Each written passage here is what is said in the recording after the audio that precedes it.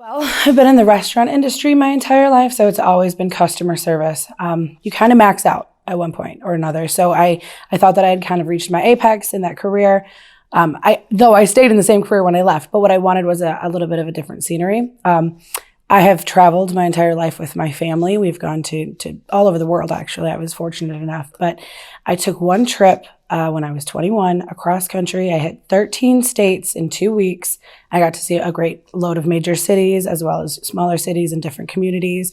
It kind of sparked me to find out what other people live like and to try something new because you don't want to be stuck in the same place your whole life. So Las Vegas is the one that sparked my interest. It had everything that I knew from customer service and bartending and restaurants, but it also had theater and arts. And I've always sang my entire life, so it was something very intriguing to me. So to come back from Vegas was difficult, to say the least. My children. So I had been seeing somebody for over a year while I was down there, and we had a great surprise. Called mom and said, "Hey, I'm probably going to come back home." We stayed with her for just a little bit, but I said, "I'm going to come back home. I'm pregnant. This is your first grandbaby." I have a sister, but it's only a half sister. Anyway, she said, "Come on home." His family lived in Chicago for most of his life. He moved out to Las Vegas alone, so he moved back with me. We were closer to his family, closer to my family, and I couldn't imagine raising my children away from my immediate family. I think I wanted them to be an integral part of their lives.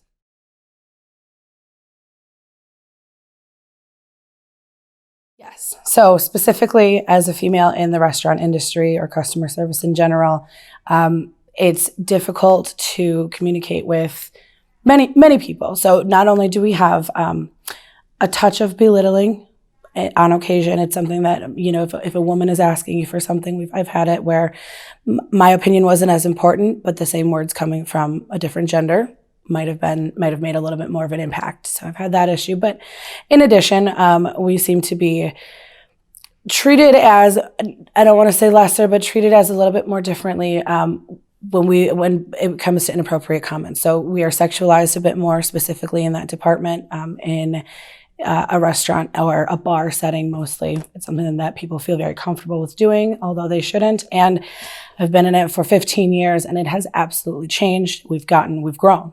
We've grown as a civilization, gladly. But it was hard in the beginning, definitely.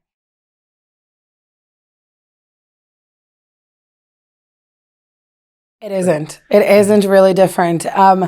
Luckily, while I was here, I bartended at the casino. I'm actually still employed there as well with the Radisson. But you get the same clientele, you get the same types of people, you get the same problems. There are shortages for food and beverages. There are issues between employees. There are discussions that should be had elsewhere that are happening at your bar. So like I said earlier, sexual connotations in every conversation, just about. It's that type of industry, but they really do. They have the same problems there that we have here. They also have the same positives that we have there. I mean, the tips, and it's a great way to network, either you or your business. I mean, it's all the same. Absolutely.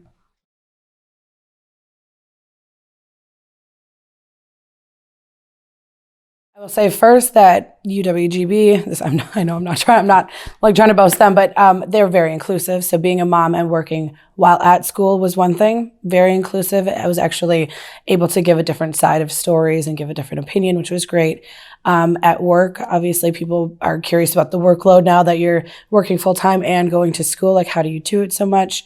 But the only thing that I think would be, so those are definitely challenges, but the only thing that is more of a stigma is, do you spend time with your children enough? Who is raising your children?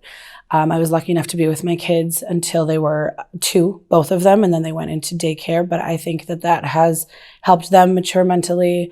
I think that when I was growing up, there was definitely a stigma of being a single mom, and everything that you heard was, you can't do it alone. Who's going to take care of your kids? There was always something negative about it.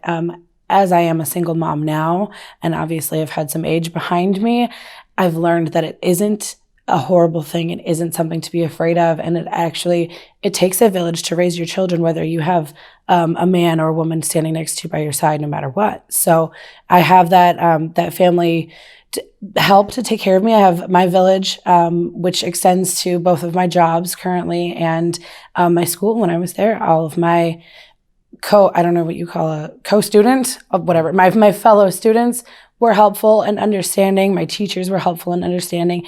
It is more common now to understand that love is love as opposed to making something work for marital purpose.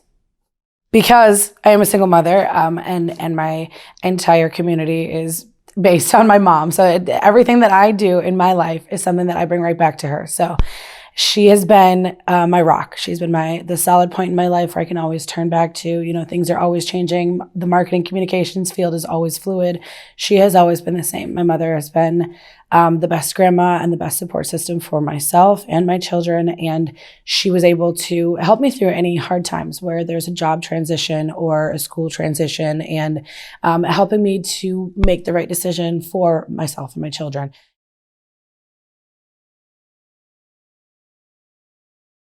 So my artifact is actually a microphone.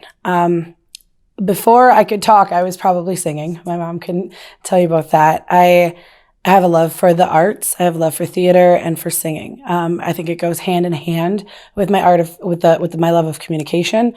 I enjoy speaking to people on different levels, but it's something that kind of grounds me. It's something that has always been there, whether I was behind the bar and I'm the singing bartender. They come in to see me, but they get their drinks, but I also sing to them, and I have a communication and an aura about myself. It makes me feel comfortable, makes them feel comfortable. But I sing to my children. I sing when I'm happy. I sing when I'm sad. I sing just at any moment. It's something that is really just part of my soul.